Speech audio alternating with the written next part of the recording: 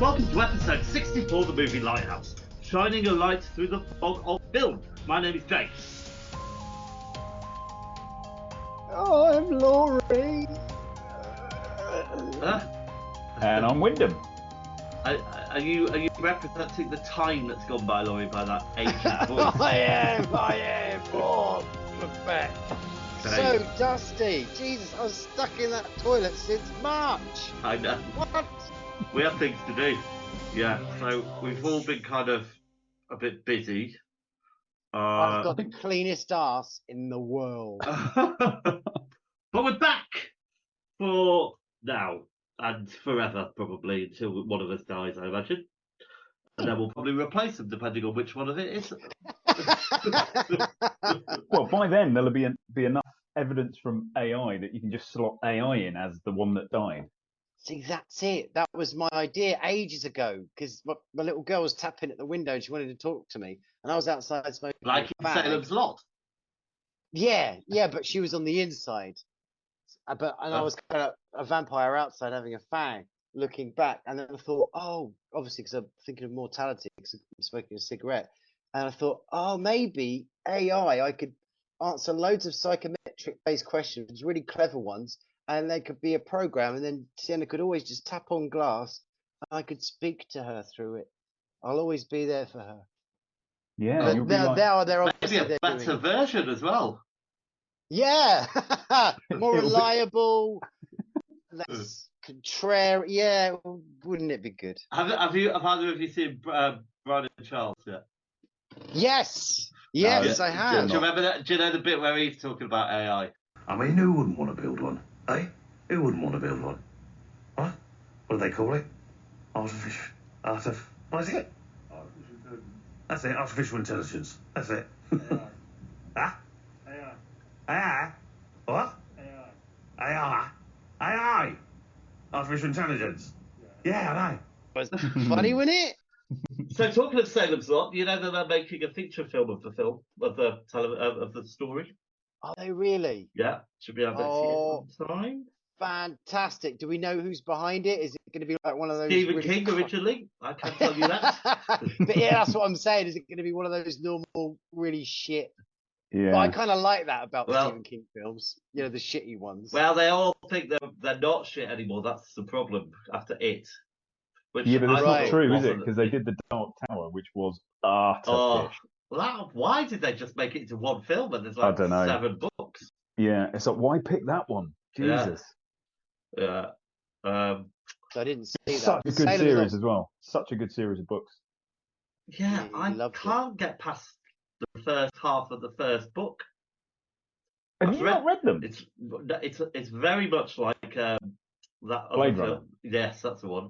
Blade Runner. I've started it 1,000 times, and yeah, I get to the bit where he's burning that grass on the fire. Well, I've got through all 7, so I don't remember that bit. Oh, okay. Sure. It's very good. Loved it. Yeah, it goes to some crazy places though, right? Really does, yeah. You meet Stephen King himself, doesn't it? Yeah. It explains his car crash. You know, he got hit by a car how many years ago.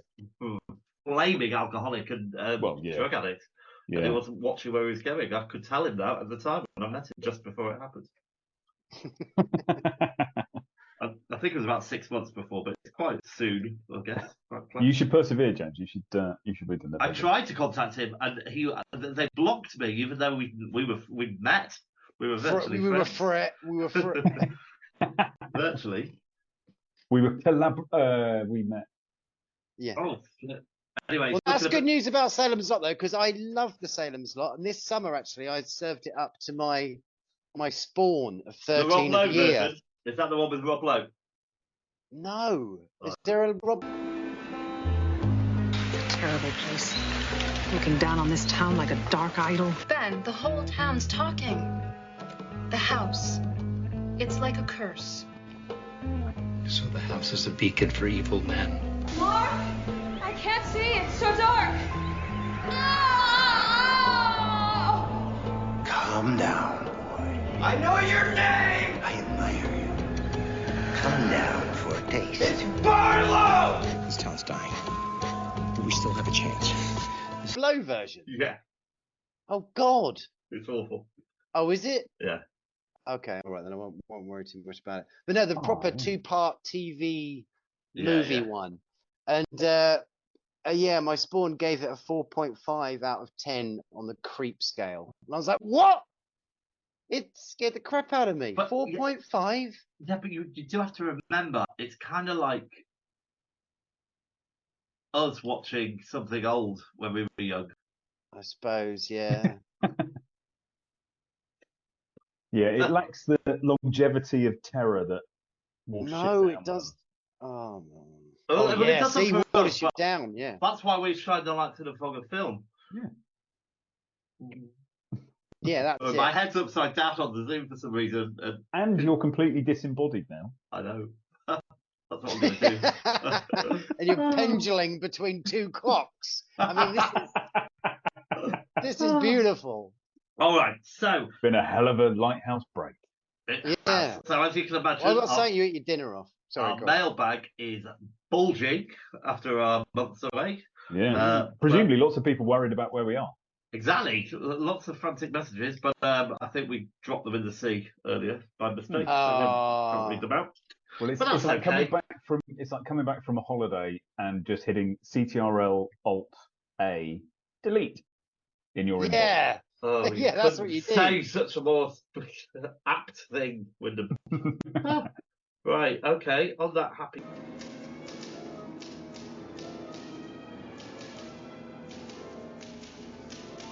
Hi, hon. How's it going? Well, anyone heard about the writer's strike that's been going on? Yeah. Is that still going on now, is it? It's Yeah? going to be going on for ages, Laurie. Okay. But it's not And just this is about back writing. to... It's about... Ah? AI? What?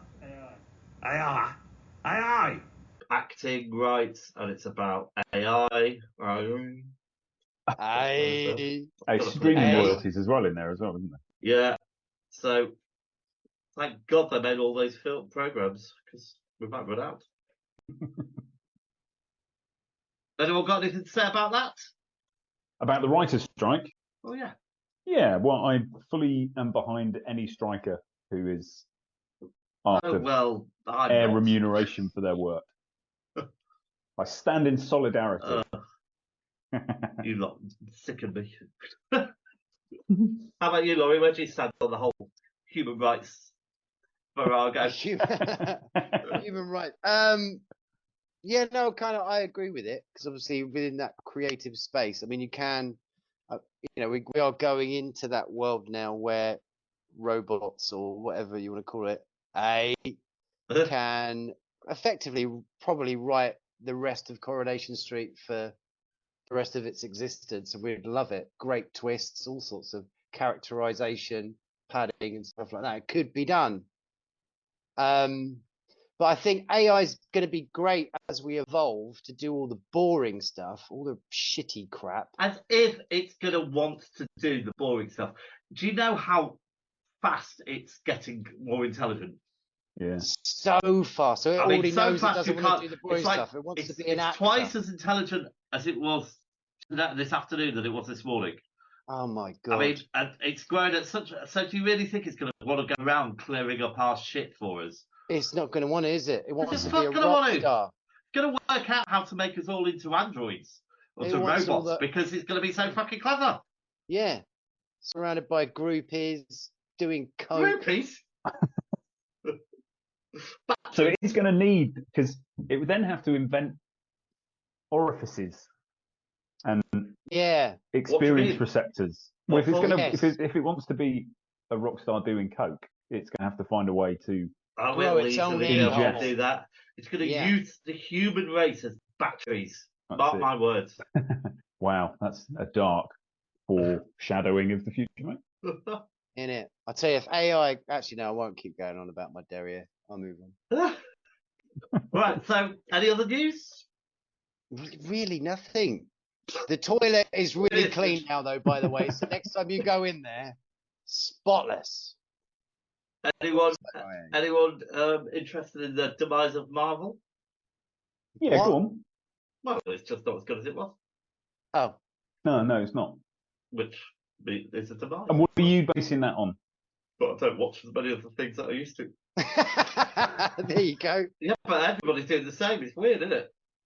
Well, you quite liked kind of the latest animation Spider-Man one, didn't you? And in fact, unless I've got it really wrong, I put it in on the rocks this time.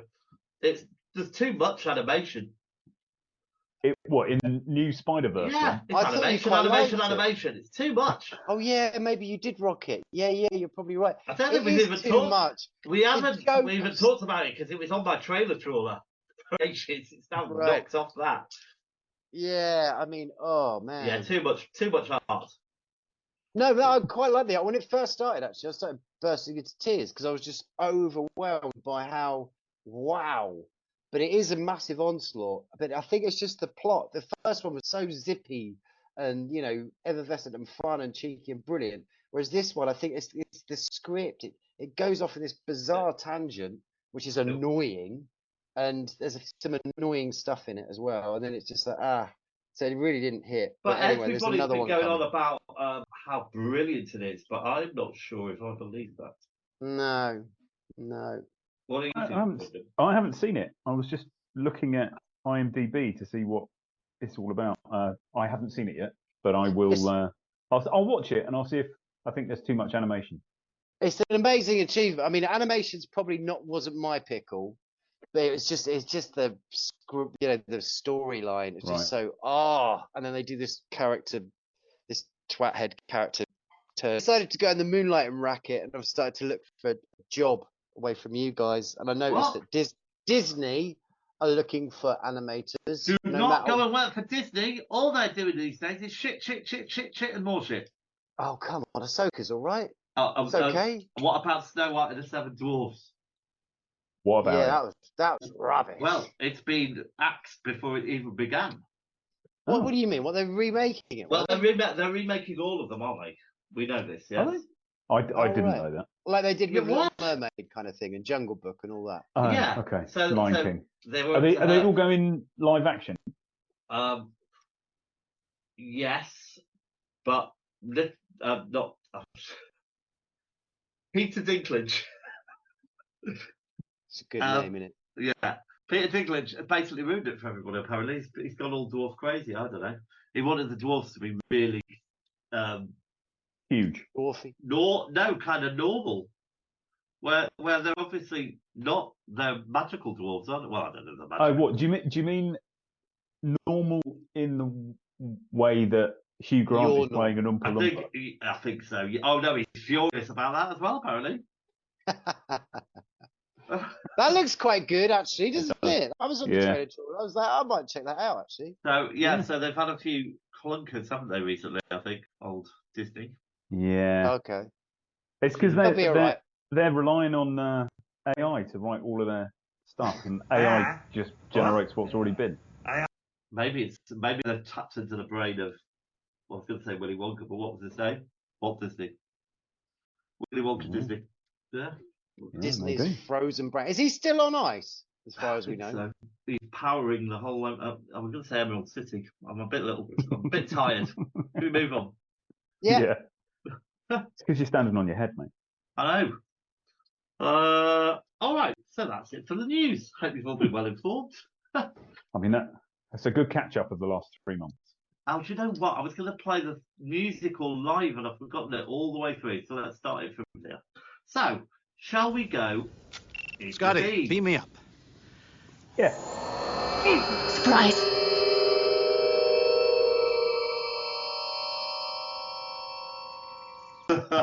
Right, so, in the beam. Laurie. Really hard. I'm just going to zip through things that I remember were quite good. Or just do what we're supposed to do and choose one that you liked to have watched. Barbie was really brilliant, but I'm not going to choose that one. Do you think? Barbie's really good. I've seen it twice. I disagree. Oh, fight. I'm going to go for... this is quite weird I'm saying this one. I'm going to go for The Divide. It's a really nasty feel basically the first shot is of an eyeball. I don't know why, but I tend to like films that start with the eyeball. And then a bit like your masterpiece. Yes, just like my masterpiece. That what was called the Ancient Mariner. Oh, yeah, that masterpiece. Yeah. It's not called the Ancient Mariner. It's nothing like the Ancient Mariner. Anyway, so yeah, this eyeball, and then you see reflected in the eyeball the nuclear explosion of the city somewhere in America, generic. And then everyone was running down to the basement of the building, and then Hicks from Aliens.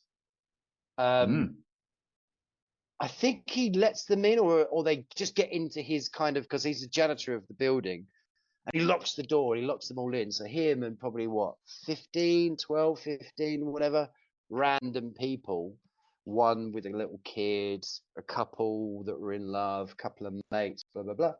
And they're basically stuck there. Armageddon's just happened, and they're in this kind of room. Turns out Hicks is a little bit of a hoarder, so he does have, not a hoarder, what they called prepper. There you go, he's a prepper. What's so they've prepper? Gone, when you prepare it's the person on a porn set who goes in before the fluffer. Before the fluffer. Yeah. That's it. That's it.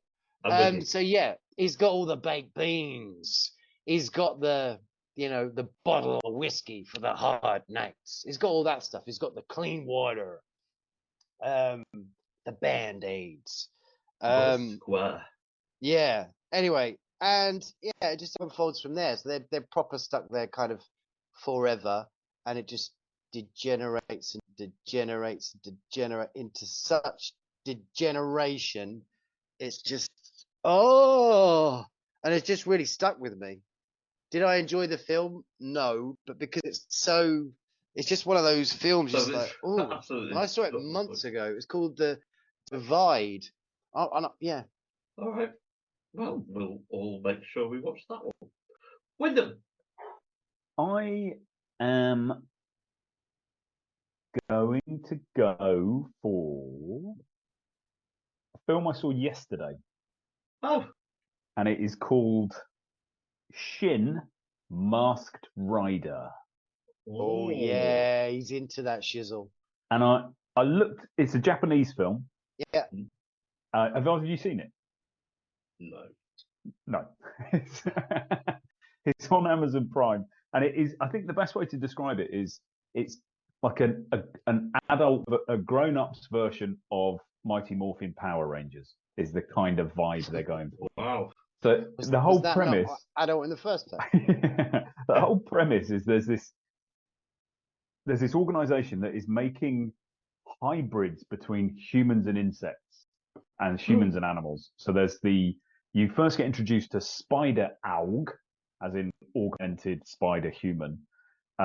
And then you meet grasshopper aug, and then you meet wasp aug, and that's like Guardians of the Galaxy 3.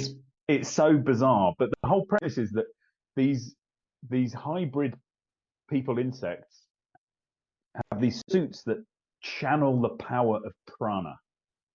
Life energy. Prana. Prana. Life energy. And so these suits and the intention of the organization that makes these weird things is the intention of them was to help understand happiness in humans and create a world where everybody is always happy. Only the person in charge of these things has lost his mind and instead is looking to strip the souls from people. And it is quality classic Japanese. Wow. Craziness. It sounds like on the level of House. Getting up to that kind of It's stuff. not as good as House. It's not as good as House, but it is proper bonkers. Do you like? Yeah. Oh wow. You describing it and explaining it. That was funny. He should do the audio commentary. Well, I'm going to choose the Black Phone. Anyone see that? Oh no, but I have heard of it. It was on my thing to watch. Is it good? Yes, you will have heard of my choice. Yeah. Did you say the Black Phone or the Black Foam? What would you prefer? It's got to be phone, isn't it? Yeah. The Black Foam. Okay. It's written by Joe Hill. It's from a short story by Joe Hill, Stephen King's son. And it basically is about. It's set in the 70s. About. Oh yeah, go on, Laurie. You got it. Oh no, I got it wrong. Sorry. Set in the 70s about basically the kids getting snatched by the grabber, and the same is about basically a serial killer snatching kids, and one of the kids gets snatched, and well, basically there's a phone in the room which isn't plugged into anything, but it is because it's plugged into the dead souls of the kids that have died, and they all give him a clue. Oh, yeah, it looks really good. It is. It's brilliant. It is. I thought it's great. It's Ethan Hawke as the grabber, isn't it? Yes, it is. Oh, yeah. It's very good. So, and what was what did you peruse that on? What platform might I be able to find that? I'm gonna say Amazon Prime. All right. The black foam. And just because we haven't spoken for ages, I also really enjoyed they cloned Tyrone. You seen that? No, I have not. Oh, it's John Boyega and Jamie Foxx. Keith Sutherland's in it. It's brilliant. Is that an action one? Kind of. Yeah. I was talking of action. I watched what's his face? Mission Possible. Oh yeah. What did you think? Oh, it was all right. It's too long, isn't it? Well, we just went from thing to thing to thing to thing to thing to thing to thing to thing to thing. And the problem with that is all these other new action-y or whatever kind of movies think they have to do the same. So I ended up watching Netflix's own Heart of Stone, which is Gal Gadot as a super agent, and they just copy the format. There's these unnecessarily long 3/4 of an hour car chases where they're going. How can you push it even further? How can you push it even further? They're gonna get away. We know they're gonna get away. Well, apparently Simon Pegg isn't. So there, spoiler. I bumped into John Wick 3, I believe it was. Oh yeah. One late night thing. John Wick from Mars. Yeah, that one. And then number 3 though, number 3. And I probably must have been, I guess, with Halle Berry 20 minutes into it. Was it Halle Berry? Not like 20 minutes into it, but yeah. Yeah, he was with some lady at some point. She was really angry with him, but she was in debt to him or something, and he gave her something back to her. It's like a kind of a Shogun-y one. And he got what you got? You got Lovejoy at the end of it in a big glass tower. Is he still going, Lovejoy? Yeah, he was in the glass tower. Oh. But anyway, it was very engrossing, and I realised I was watching action, and I can't say junk. I can't say the word junk next to it because, like, some of the situation that Wick's in, whatever, it's utterly ridiculous and complete. There lies in the junk bit, I suppose, because it is nonsense. But because as is everything, right? Yeah, but because they got this particular specific armor on, he has to kill them in a specific way. So this scene goes on. And then there's another bit where they're like in this other environment. So it's, it's all about knives, and it's just again, like you say, it does keep going from scene to scene to scene. But it's like, wow, this is, and again, I suppose that tone of Keanu, I still, even though you have the Matrix and all that stuff, in my head, I don't really see him as an action. I see him as that kind of just Keanu, isn't it? The guy from Bill and Ted. Yeah. And he actually even plays it that way. I mean, John Wick doesn't act like a... I don't think there's a lot of acting that goes on with Keanu Reeves, really. Yeah, exactly. I think it works perfectly. So it's my first... I think I have seen the first one. I didn't think too much of it, but that was number 3. We reviewed the first one. Yeah, the one on Mars, yeah. I found that very different, though, to the tone. Now they've got to 3. Real tonal change, wasn't there? Yeah, there is. Did I look at the wrong one? That was it. I thought everyone else was wrong, but it was me again. All right. Okay, so on the rocks, well, I've already said mine, Into the Spider-Verse. Too much animation. Yeah. Yeah, and I've got that here as well, New Spider-Man. But you know the other one? And I want to see the villains. I don't care about Spider-Man. Yeah. And that version of Spider-Man. And that version of Spider-Man. And what about this version of Spider-Man? Where was Spider-Woman from the late 1970s, early 1980s, who could fly with the cobwebs of her armpits? There you go. Anyone remember that? Probably saving her for the next film. Do you remember that? Do you remember that show? I do remember that show. Yeah, she would spread them. You could watch it on Disney Plus. It's all there, isn't it? Yeah. That's what's good about Disney Plus. But yeah, the jokes go on and on and on. And this is a segue into my one, if I may. And Wyndham, you're probably going to be very grumpy with me. But it was everything, everywhere, all at once. Oh my goodness! It got on my titties. What, the multi-Oscar winning film? The multi-Oscar winning film. Oh, it was to be contrary. Full of ideas, mega imaginative, and loads of stuff going on. But it was just the pacing of it, and then the jokes just went on and on and on. Actually, it's not on the rocks at all. I'm being an absolute bellend. No, it's not on the rocks. It is. There's loads of work in it, loads of creativity in it. Are you just trying to get more films in by hook or by crook? No.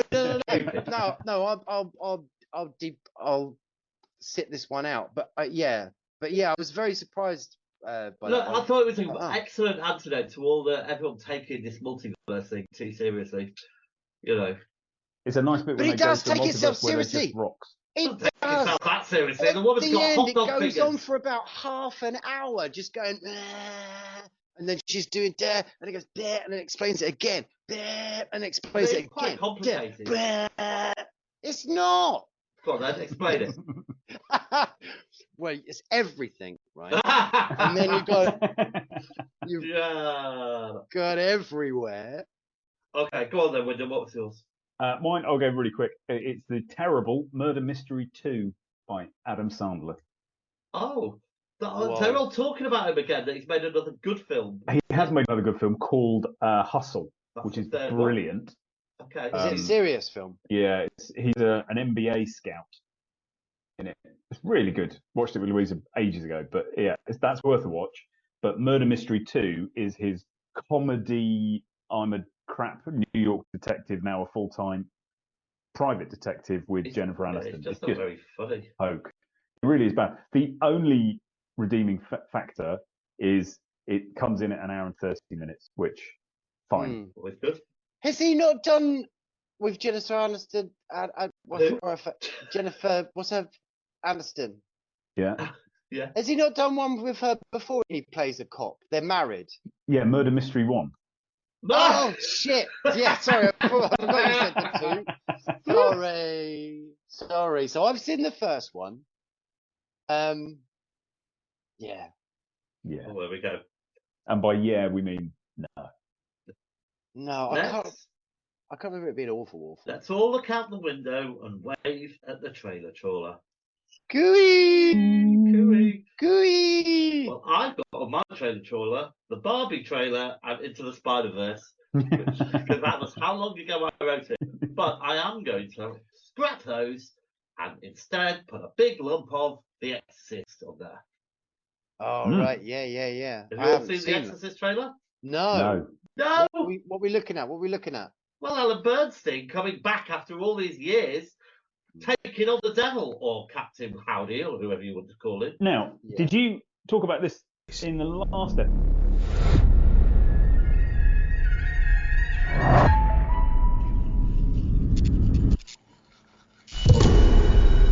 What did you say? I didn't say nothing.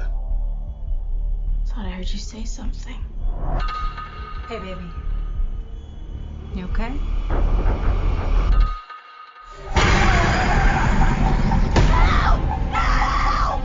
Wherever those girls went, they brought something back with them. The body and the blood of Jesus Christ.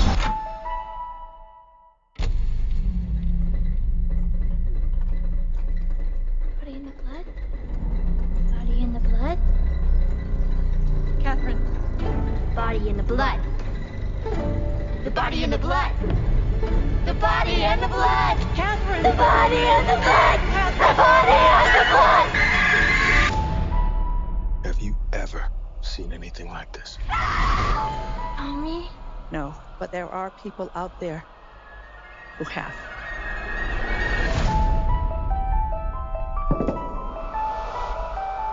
You have some experience with possession. Yes, more than I'd like.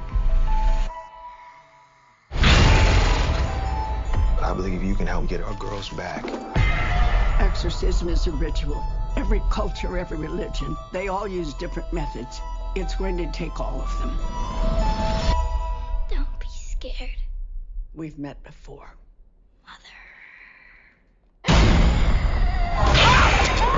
Episode or when we last met? I think it was when we last met because we swayed the rules because it had been so long. Oh yeah, all right, okay. Yeah. So this sounds very familiar, doesn't it? With the whole Halloween reprise. Well, I would hope wheeling out Jamie Lee again. Yeah, well, hold on a minute. Hold on a minute. This is the right, same Jamie director. Lee Curtis. As the Halloween ones? Yeah. Oh. Jamie Lee Curtis has been wheeled out off on that showboat about 12 times. Yeah, I know. Ellen Bernstein, I'd like to say Oscar-winning actress. Okay. Yeah. But one of the last surviving students of Rex Reinhardt, or whatever his name was, who with the method. Yeah, you and your method. You know, she's a very good actress, so I don't think she's just going to put herself to anything. I think it's time to talk about our feature, which this time is Revenge, a dish best served cold. Car!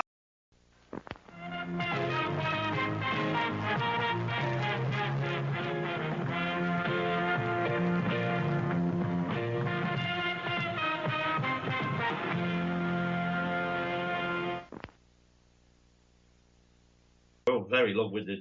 Right, so that's revenge. That's revenge for you. That's revenge, bro. Hope you're all tuned into that. Let's just get on with it and have a clip of Lady Snowblood.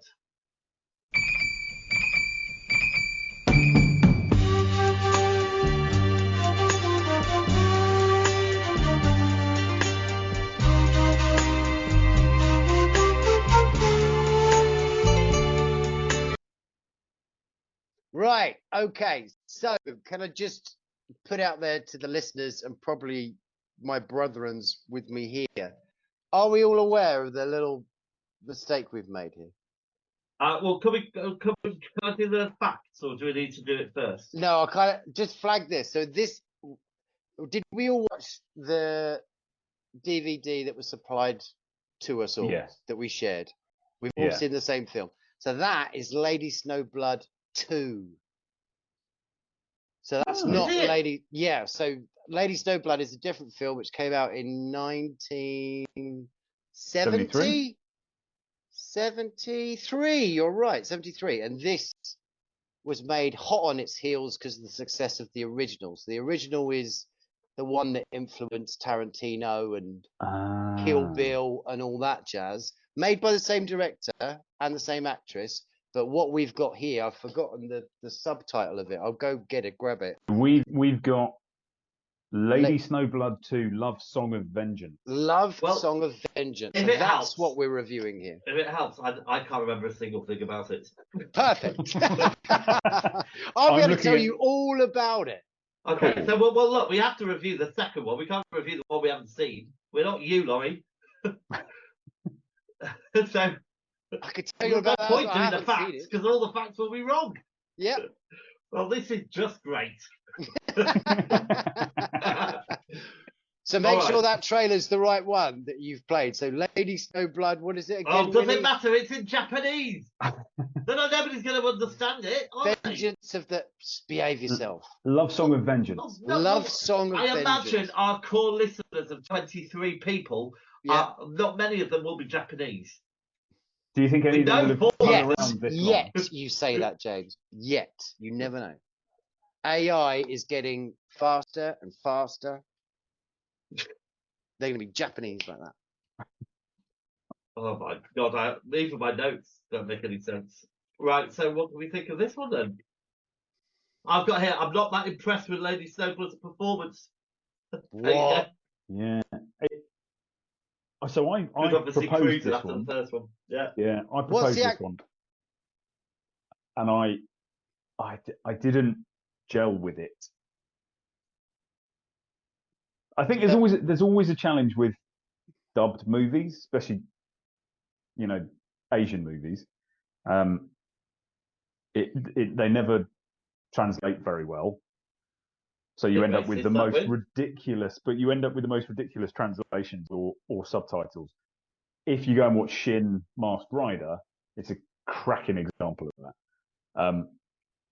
Yeah, it was just I love that. I love that. When you're at a certain time, like 70s, late 60s, or however long that specific quality of dubbing existed, I love it. It's just We're talking about Monkey, basically. It's Monkey dubbing. Yeah, absolutely. No, I was brought up on that. I love Monkey That was dubbing. my exotic. I was never sure if it was dubbed or not. I used to spend hours looking at their lips, working out if it was being dubbed. Hours. I did. Is it real? I know. But you look at it and you go, well, is the translation even vaguely accurate? Because there's a bit in this where somebody says, "Why do you want the doctor?" and the person in front of them is bleeding to death. So you just wonder whether is that a deliberate part of the script, or is that just a weird nuance of the translation? That's it. I only found out recently that you could have more than one translation of something. I thought it was just like, So when on those old DVDs, when it said what language do you want, and there were 75 languages. Well, no, obviously I know that there's different languages, but I thought they all meant the same thing. Yeah, exactly the same thing. But then it's that translation process as well. So, you'll have like I would translate, a film in one way, and you translate it in a different way. Yeah. But what was I going to say? I did something terrible. I didn't make a note of the actress's name. Could you sort me out, Winnie? Maiko Kaji. Right, so Maiko. So James, I think he opened up saying his first note, he doesn't think much of her acting. She's awesome. Maiko is fantastic. She looks amazing, super cool. Apparently her sword play in this one, compared to the original, isn't as swish and more choreographed, as it were. But she's got less to do in having seen the first one, but exactly, and that's quite unique. Not given free reign here, is she? Exactly, because the first one, I suppose it's probably quite important to frame that. So the first Lady Blood Snowblood film, basically there's this woman who is tortured and raped and kept as a prisoner by these absolute cocksucking motherfuckers. And then she deliberately gets pregnant, and she has this plan that basically her child will be her vengeance. This child will be born with one sole purpose: to kill all these cum-sucking bastards. And that's the first Lady Snowblood film. And then Miko, she's Lady Snowblood in that first one.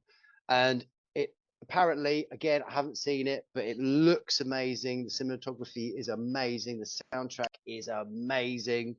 And it was so much so an inspiration for Tarantino that he's directly lifted huge segments of the music and the film, scenes. You remember like Kill Bill 2, that fight that her and Lucy Land having the snow. That's hardcore Lady Snowblood film. If it was so influential, then yeah, how come we couldn't find it and ended up watching the second one? It's a good question. You could get it on Arrow. Arrow have got like a Blu-ray, but Graham, the DVD penguin, he hasn't got it all, and you can't hold it against him. He's only got those little flappers.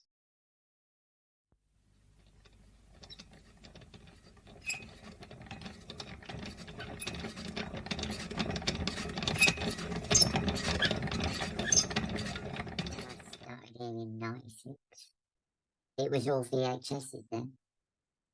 I couldn't reach the top shelf, so I just used to do children and families. I did your Mary Poppins, your Chitty Chitty Bang Bangs, all the greats. And then before you knew it was DVDs. And suddenly I had some steps, so I could access all of them. I was watching the sci-fi, the horror, the lot. That's when I met these three. They're good guys. I mean, that Laurie's a little bit of a weirdo, you know what I mean? I wouldn't like to be on my own in a room with him. But they're nice guys, and And obviously when streaming started, it all changed. Everyone stopped coming, and I didn't quite know what to do. And they've been great. They really have. I keep things tidy down here, but even they don't come down much anymore. Anyway, better crack on. Things to do, you know. Nice talking.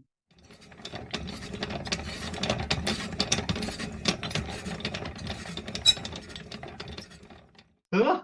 He finds it hard, and now it's all USB sticks. And he's not like that way. He's the DVD penguin. It's like Haruka. Is it Haruka the Goblin? I've got that now, by the way. We can watch that. I've got the original of the version that we can. Brilliant. Should we stop the show? We should just watch that. Let's just watch that. Let's go. Oh, we should watch it, and then I'll listen back to my interpret, because I did watch the Japanese film dubbed into Chinese and try to follow it. So it would be interesting how close I was. Yeah, for our translation special. Yeah. Whoa, that would be good. So just quickly, just to say, so Wyndham said it's quite weird that basically Lady Snowblood isn't really in this very much.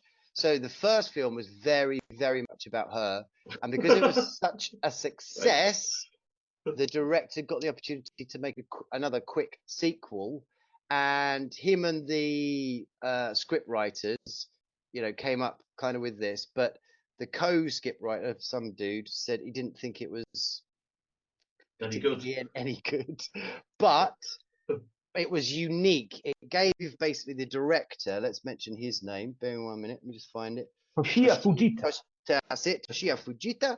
He said that this film, this kind of story, this narrative actually gives much more of an opportunity to make a film in what his style would naturally be, because the first Lady Blood was quite restricted. It was based on a manga, which was already established. So it was an adaptation of a comic manga. Whereas this one is quite unique because they've basically put Lady Snowblood more in the background, and you've got this other kind of story going on.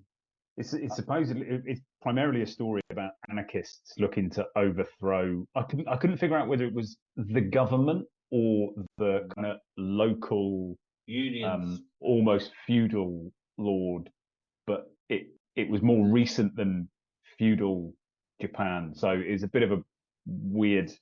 I'm not quite sure what that person's role was, but it's a bunch of anarchists who were not very anarchic. I'm an anarchist, but I'm more of a sex machine, is one classic line from it.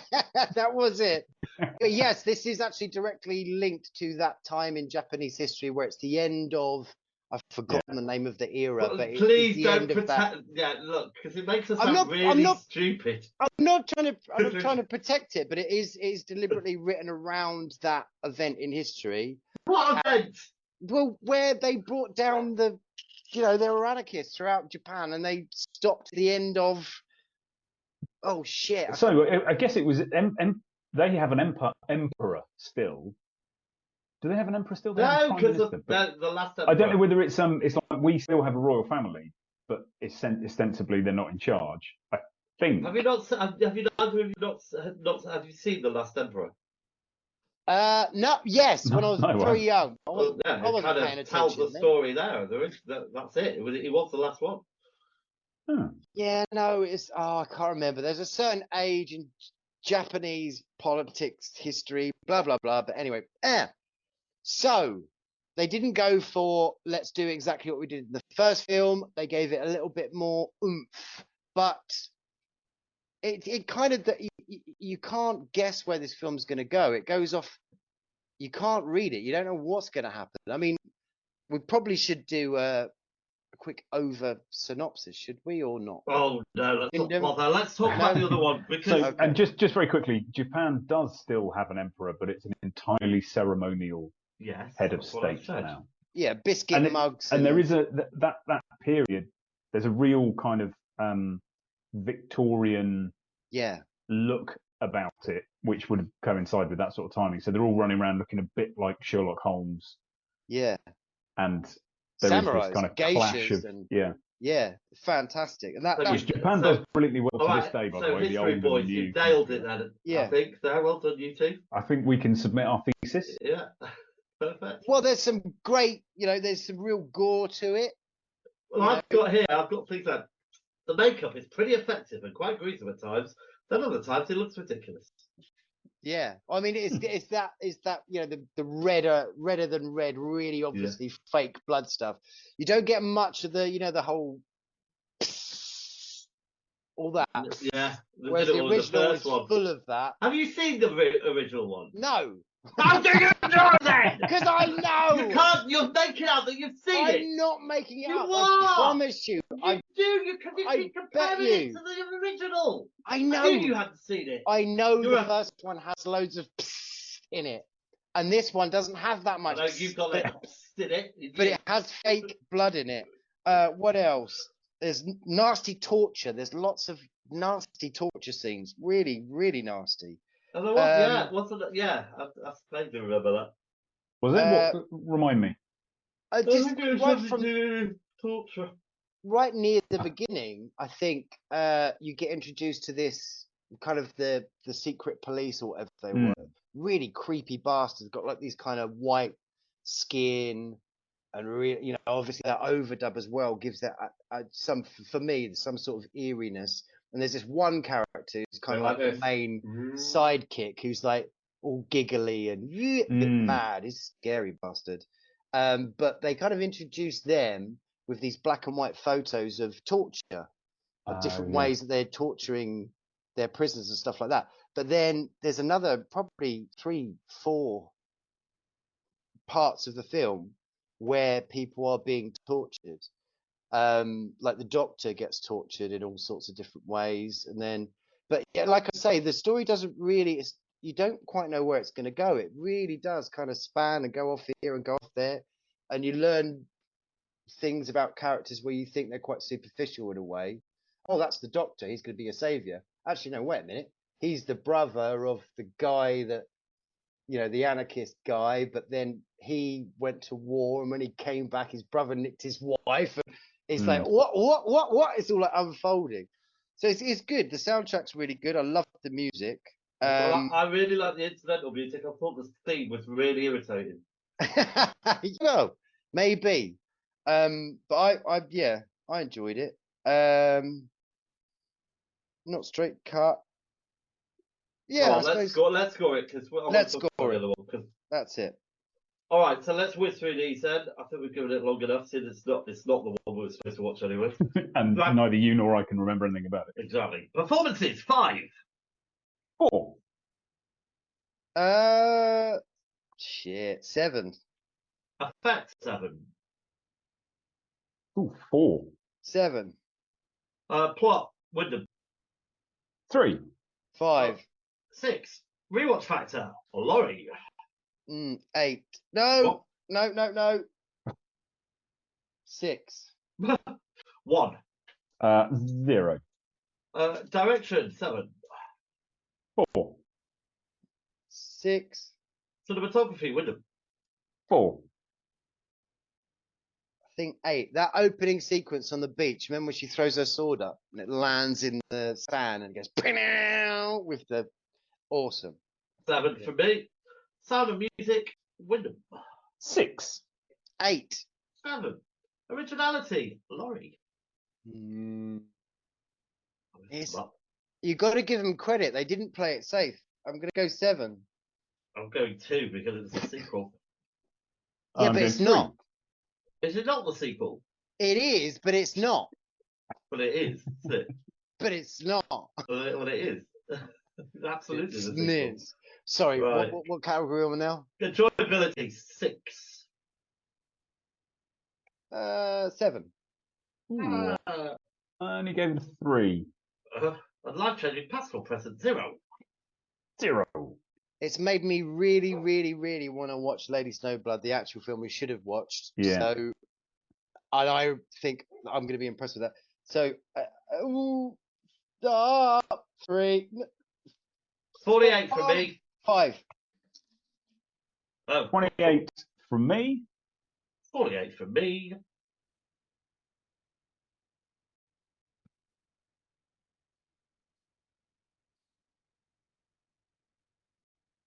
The dead air of Laurie's maths.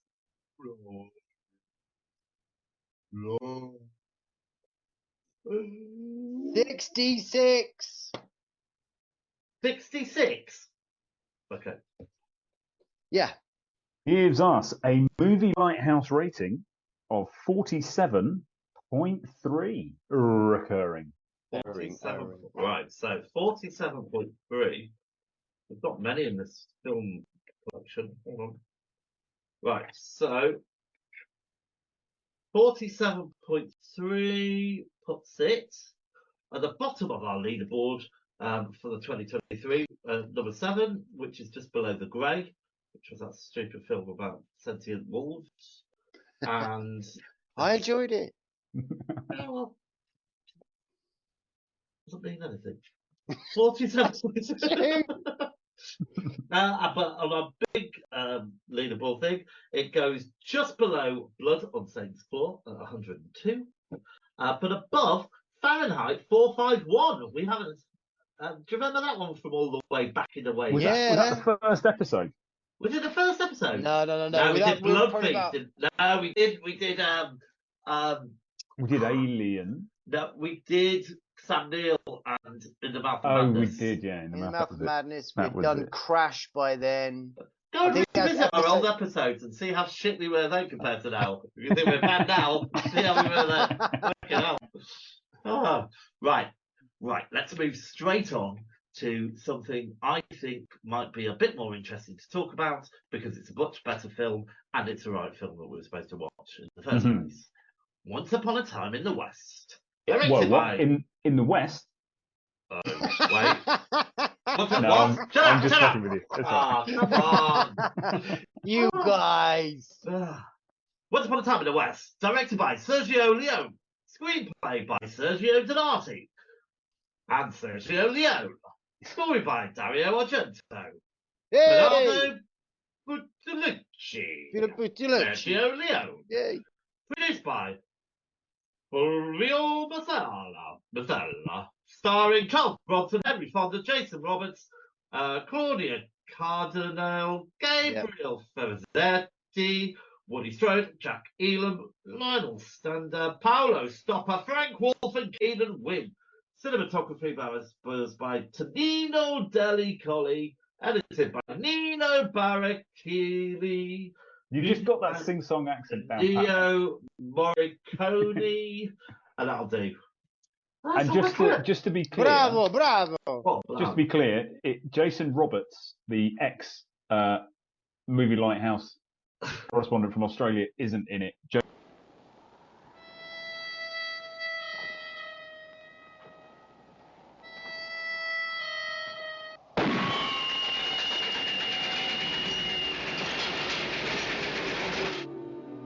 The railroad, the boom towns, a new life, and the promised land. Once upon a time.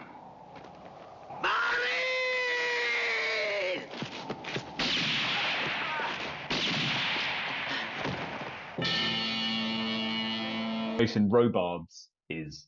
Oh. I just wanted to slip Jason's name in there. Sorry. See if he can spot it. He won't. Yeah, he's asleep now, isn't he? He's given up. Let's have a clip. There we go. Boom. Wow. Hey? Right, so, Laurie, come on. Give us your 1-minute synopsis of this film. Oh, blimey. I can't do it. I can't do it. What are the notes? Anyway, it's a harmonica. It's a couple of notes playing. There's a town in the middle of somewhere in America. It's really dusty and crappy, but America is evolving and a rail line is coming closer and closer through the country. I'm not sure the Native Americans would have agreed with you. And these horrible criminals are taking advantage of that, and they're basically trying to nick all the land. And there's this one particular gang, bastards, that are working with a businessman, and they murder a family just because they want their land. but it coincides at the same time some guy from this bastard's past has come back to seek revenge on his nasty, nasty ass. And that's about it. Right. Brilliant. Okay, so now we know where Wicked Wild Wild West came from, don't we? Because that's basically just a rip-off of this film with robots. Is it? Yeah, basically, isn't it? I mean, Kenneth Branagh's character is basically the guy on the train. Yeah. Oh my goodness. Right, okay, so, look, cards on the table. I haven't seen this before. Has anybody else seen this before? I hadn't seen it before, no. No? Yeah. All right, I thought it was amazing. How did that get I thought it was brilliant. I loved it. Bear 1 minute, callers. William, what did you think? Yeah, well, I wasn't quite as effusive as that, but I did think it was very good. I think in my head now, because I'm getting old and grumpy, it's too long. It's 2 hours and 45 minutes. Oh, I watched it, yeah. I didn't watch it all in one go. And it took me a week. It's just, and I'm not, and whilst I get it, it's beautifully shot, and you have this beautiful way, Leone has this way of establishing character and backstory and all that kind of stuff, which is great. And I made a note here. It took 50 minutes. By the time you get to 50 minutes into the film, you've met the harmonica man, the McBains have been murdered, you're introduced to Cheyenne's men, and you hear and so you get some dynamic, but it takes 50 minutes. I was just complaining because I'm getting old, but it's too old. Oh, right. Okay, you're a millennial, are you, William? You haven't got a concentration span. Can't watch a film. Exactly right. How many sittings did it take you to get through it? It took me a week to get through it, but I was very busy. God. Okay, so I wrote this down. I knew it does take. I love this film. Just before we go into the film, though, I do have a question for you. So, Charlton Heston. No, it's not Heston. What's his name? Is it Charles Bronson? Oh, sorry. We've had a problem. We've had a technical problem. Yeah, Charles Bronson. Yeah. Charles Bronson says very little in this film. Can you think of any other films where the protagonist is silent? Yes. Silent? More or less. Wally's Wonderland. Yes, that was my top one. Yeah, well done. Any others? Any Charlie Chaplin film, maybe? Oh, for God's What's sake. Eating Gilbert Grape? What's he? Yeah, maybe. Anyway. Oh, yes, that was the River Phoenix, was it? Didn't speak. It was Leonardo DiCaprio. Oh. And River Phoenix. I don't know. It's a long time ago. Anyway, that was a bit of fun. Let's get back to the film. I hate it when you spring them on us. That's the first one I've got right. Oh, well, yeah. I love the cold open of this film. It establishes that there's a threat. It's got a great opening, though, hasn't it? Yeah. It's a really cool opening. Probably one of the greats. It's got to be up there. So these three dudes just waiting for the train, but it's just those dudes waiting. The drip on the hat is ridiculous. Just step forward. But it's comedy. It sets the tone. But then again, when you do go into this film, after that sort of the massacre of the family, the comedy does. So just before, we're not going to spoil the end, are we? No. No, because there's no need. And there's no need. I mean, yeah, there's no need. I just want to make that clear because. Oh, of course, yeah, because you guys hadn't seen this before.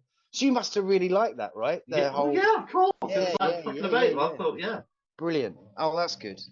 Yeah. Well, Wyndham didn't know, obviously, by his silence. I did, it's all right. I wrote down, I said, I don't think the boys are going to like this. I'm really glad that you did, though. You can see that. Oh, yeah. I thought it was brilliant. That, as you said, James, that cold up, it looks fucking awesome. It just looks incredible. Those three dudes coming in their long dusters. Yeah. Slow, deliberate. These guys that you can, you just, although I've complained that it takes 50 minutes to get 5 pieces of information, it is so beautifully done that you kind of go, all right, That final shot where you're seeing the town being built, and I think it pulls back, doesn't it? Just a remarkable piece of filming. Yeah. You know, because you've had to get them all doing the things at the right time. I've sent a little picture of a drawing I did while I was watching it to the WhatsApp group. So if you've got your phones there, you'll see it's everything you need to know about Sergio Leone's framing. And I didn't even know this stuff. I was just again, I'm spotting a trend here. I've had my phone nicked by a badger. And it demonstrates my awesome artistic talent. Hold it upside down in front of the camera, James, so I can It won't work. I'll do it. It's just two cocks. It's just, hold on, it wouldn't docking. matter anyway. It's an audio fucking podcast. What? Yeah. There you go. Hold it up again. Wyndham is holding up a picture of a man looking out of the window of a train. That's my audio description. Dick Spanner. That's who that is. It's not. Okay. It's just how he closes in on all of the important people that can't. And at one point, I thought, is it only the people who carry menace? No, it's not. But mostly, it's the people who carry menace. He zooms in to the point where the top of their hat is cut off and their chin is cut off. So you get the bottom of the shot is their lips. You're not supposed to chop the chin off. That was what I was told. Well, filmmaking school. It's one of the reasons it stands out. But I liked it. Don't give a shit. He doesn't give a shit. Nor did I would film the whole film without recording any sound. Whoa. I think it was a bit of a problem. So basically, the visuals and the music do 80% of the talking of this film. I think could be fair. You could almost argue it's an opera because every key actor has their own, their own kind of theme tune, their own lament, as it were. Yeah, and he is borderline. You just want to slap him because he just keeps going on, on. But it's all for a reason. It's all for a purpose. And you're gonna give it away. You can't help yourself. Ding boom. That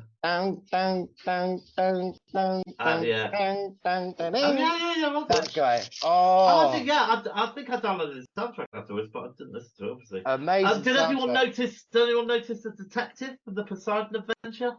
Yes. Yeah, there he was. It was good. Was he the barman?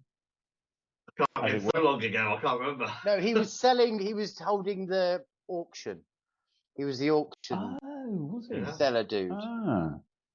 And then you had Max from Heart to Heart. What? Who was the... He was the guy as well. Oh shit, yeah, sorry. It's the same guy. I didn't know he was Max from Heart to Heart. Yeah, so the barman. Let's have a bit of Max from Heart to Heart. I love it. Who was the guy that was holding the auction that I recognised? He's got back. Oh, I can't remember. Why did we never mention that when we did the Poseidon Adventure? Yeah, I know. So it was the auctioneer was Keenan Wynn.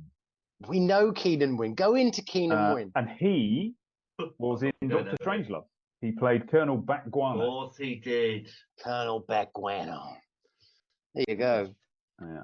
But, yeah, I mean, so talking about the actors a bit, obviously, you say Charles Bronson, he doesn't do much apart from obviously just. Don't you say that. There's a lot of acting going on there. No, there is a ton of acting going on there. He is absolutely brilliant. He is absolutely fucking brilliant. Apparently Morricone wanted Clint Eastwood again to play that role, but Clint was like, come on, man, Serge. Hey, Pally. What did I say, Morricone? Why did I say that? Sergio wanted him again, but he's like, no, I think he was too busy. But this, just to give you a quick rundown of Sergio Leone's film. So A Fistful of Dollars was 1964. 1965 was a few dollars more. 1966, The Good, Bad, and the Ugly. And then 2 years later, that's where this one sits. So that gives you its kind of framing. So he gave himself at least a year, an extra year to get this one out. But when you talk about the framing of the scenes and him talking through those visuals, I think in this one, more than any of them, you got those larger scenes, those larger shots, and every little thing that's moving, like a man's walking up a ladder, a couple of horses are walking in a certain direction in the distance, but they're going in the direction that the camera is going to pan. All this stuff is thought about, so it is as that kind of sort of technical element of filmmaking as well. Just like amazing. But the characters, sorry, jumping around a little bit, but when you first meet Henry Fonda, now this is an important thing actually. Henry Fonda was Sergio Leone's favorite actor, and Sergio actually, once he did Good, Bad and the Ugly, he was like, that's it, I'm done, I've said all I want to say about westerns, I'm never going to make another one ever again. And then Paramount or whatever it was went, but we've got Henry Fonda for you. And he's like, what? Oh, right then. So then that's the only reason why he made the film, because he could have the guy from On Golden Pond. He could have been, I don't know. My knowledge is not as good as yours. No. And then, but when you meet that character, Frank, he does what? He just did what? He shoots a kid. Yeah. For God's sake, he shoots the whole family. Shoots a kid. Oh, yeah, but that Irish accent was awful.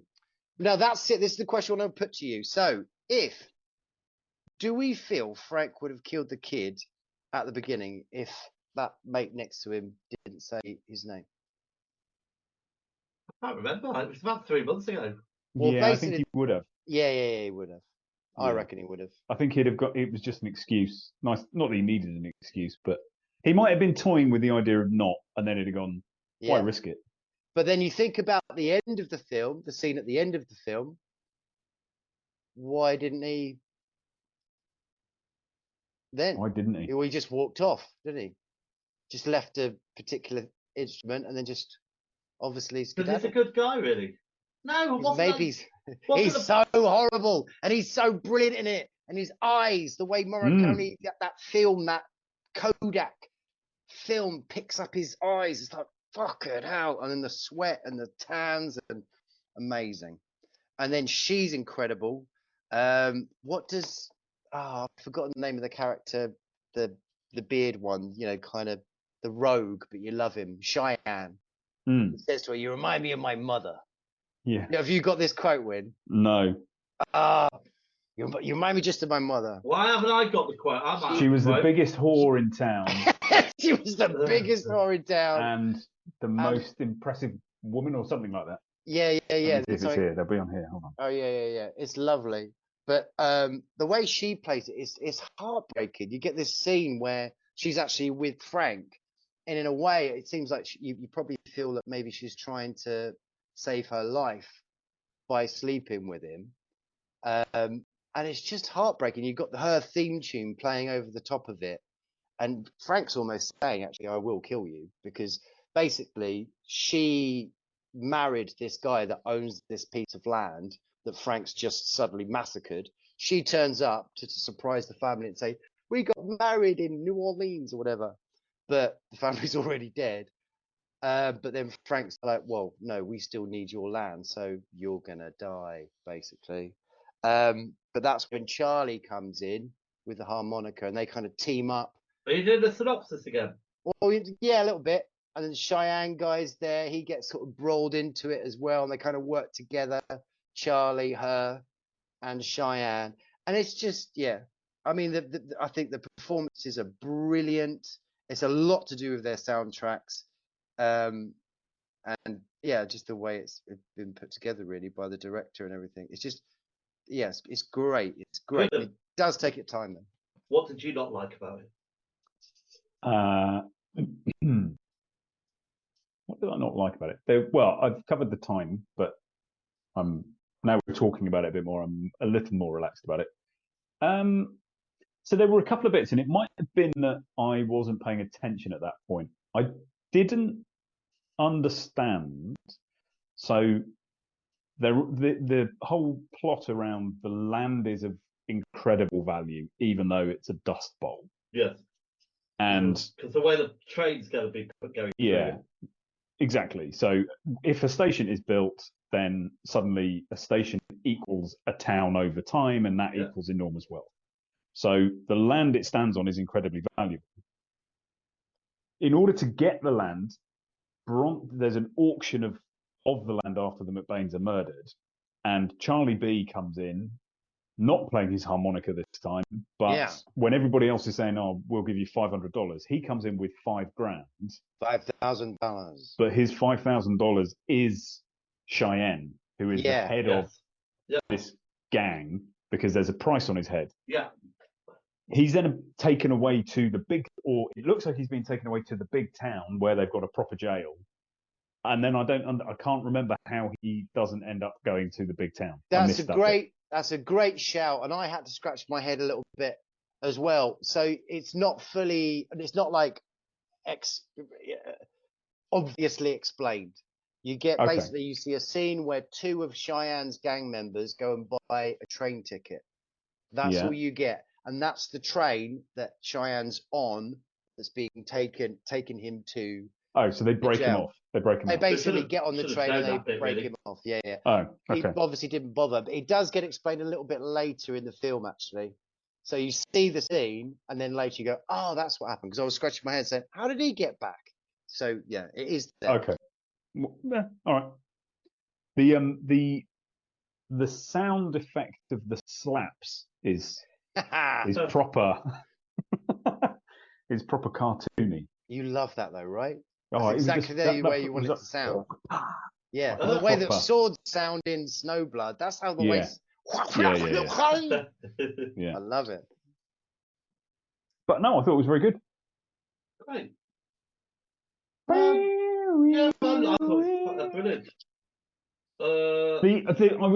I will say I was mildly disappointed by the fact that it didn't appear that Charles Bronson learnt how to play that. What? Why not? Because he's. It doesn't look like I'm not a harmonica player. So. No, that's it. You're showing my ignorance. A lot of the harmonica, if you could see through the harmonica, if it was translucent, it looks like this. I've got one out. Can you do that? Just did it. You tone deaf. Yeah. You do the tongue, so you basically lock off loads of the squares with your tongue, and then you slowly open up with your tongue, which will bend the note, and then put it down. So you wouldn't really need to necessarily move it. Do you know what I'm making sense? You know what I mean? Yeah. You're tonguing it. Yeah. All right. Well, I'll take that back then. But also, his makeup changed quite a lot throughout the film, I thought. I don't think he learned how to play it. Yeah, I think you're right. Do you think he was better in this or in what was the film we reviewed? Death Wish. He is better in this. Yeah, he is. He is better in this because he's not allowed to do anything. It's just his presence. Yeah, but he can't act. He's seriously no. He does. He has presence, doesn't he? Yeah, but that doesn't mean $5,000. Yeah. Oh, her black costume at the end, representing her freedom to be herself. There you go. Yeah. What do you think? What's your thoughts on this? Make believe it's nothing. Let them slap you on the ass. Yeah. They've earned it. They've earned it. So what's that? It'd be like, why don't you go out and have them tap twice. Your ass? He says it twice. It's almost like. Well, she's an ex-prostitute. Right. So that quote about I got rid of it. The quote from Cheyenne is, Jill, you remind me of my mother. She was the biggest whore in Alameda and the finest woman that ever lived. Yeah. So she's an ex, which is where McBain meets her, right? Yeah. I've got here. Yeah, I found the molestation scene very problematic. I do. The what scene? Well, it was a long time ago, but obviously there was a bit where he was molesting her. Was he? I can't remember. No, he pats her on the bum. No, he was all right. Cheyenne wasn't as bad as everybody else. Yeah. But I was just wondering what that sentiment is. Make believe it's nothing. It's kind of like, it's almost like it's the start, maybe, of the conversation. Like a man has actually acknowledged that you being slapped on the arse is not okay. Just ignore it. just go with the fact, okay, right, they've earned it. Maybe it's that first, maybe you wouldn't actually normally have heard that said in a film back in maybe you would actually, 1968, actually, we were kind of getting on by that time. But maybe in a Western, if you're actually putting it in that context, there's probably no way. I don't know. Maybe I'm being stupid. No, I think I agree. Maybe that's what it is. Maybe it's just the beginning of the convo. I don't know. Does it stand up today, do you think? Nah. Oh. Yeah. Yeah. Hell yeah! Oh my God, yes! Imagine being a filmmaker. Every word. Imagine being a filmmaker now and just like taking. Oh man, you make anything that could compare to that. Wow. Yeah. Right. Well, should we score it then? Yeah. Yeah. I've got to go and pick my wife up at the train station. Relatively short. Wait. That's not a number. All right. Performances. I give it a 10. Oh, fantastic. That's wonderful. I give it an 8. Oh, not so wonderful. No, but it's still pretty good. I'm going to go 9. Oh, you're supposed to do these beforehand. Yeah, I could never remember the categories. All right, you go first every time then. Effects. I'm going to go 9. 7. I'm going to go 7. Don't sound like you're changing your scores. It's really the whole point of this. No, you're absolutely right. Yes, I should definitely go first. Sorry. Right. Plot 9. Come on. Let's just all do it properly. 9. 6. Oh, Wyndham. Rewatch factor. Wyndham. 4. Oh, that's quite high for you. 7 for me. 9. Direction. 10. Yes, 8. 10. Oh, I've gone 8. Yeah, it was 10 actually. It was 10 Wyndham actually. Cinematography. It was 10 for me. 9 from me. Cinematography. How it looks. Look at the film. How 10. it feels. 10, 10, 10. Sound of music 10. 9. Yeah. 10. Originality 9. 7. Let's go 8. You need to ask me first. Enjoyability, Laurie. 8. 10. 7. Enjoyability we've done. So let's go on to life-changing, past or present. 9.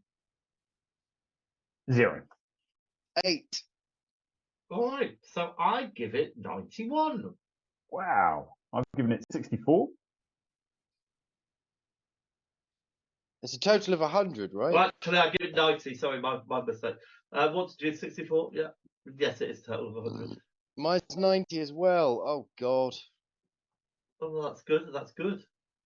Well, yeah, no, but I just got it right for once. No, I'm not. You get all gushy and you get caught away in the moment. Gives us a movie Lighthouse rating of 81.3 recurring. That's a strong one. Right, it puts it at the top of the leaderboard for this 2023 above Harold and Maude. And let's see where it fits in. Does it beat Jaws? No, it doesn't. 81.3. It puts it in 6th place, just below The Exorcist, but above Under the Skin, knocking Harold and Maude off the top 10 spot. That sounds about right, actually, where that landed, actually. Just to say, Sergio Leone's A Fistful of Dollars, right? If you haven't seen that in the past 3 years, I've never seen it ever. I've never seen it ever. A Fistful of Dollars. A Fistful of Dollars. Treat yourself to that. What's it? If you enjoyed this... A fistful of? I think he said a fistful of hot dogs. A fistful of olives. A fistful of olives. A fistful of olives. Oh. Well, how would Bronson say it? Let's draw a line under the West and go somewhere else. All right. So, as I said, the reason that we took so long to come back was I was constructing our movie Lighthouse Wheel of Wonder. I heard. I was like, "What's he doing in there? What's he building in there? Who's he playing revenge on?" All right, so. Oh, look, you can see Alan. GDP though, James. GDP. You need to let him know about that. He's funny. Right. Okay. So, are we ready to spin the wheel of wonder? Yes. Right. Let's spin the wheel. Oh, I did it wrong. Hold on. Oh my God, I'm loving this. Oh, is it going on the right side? I hope so. Look at that. Is anything happening? Not on mine. Right. Oh, yes! Yeah, we are. Yeah! Oh my God. This is literally my dream.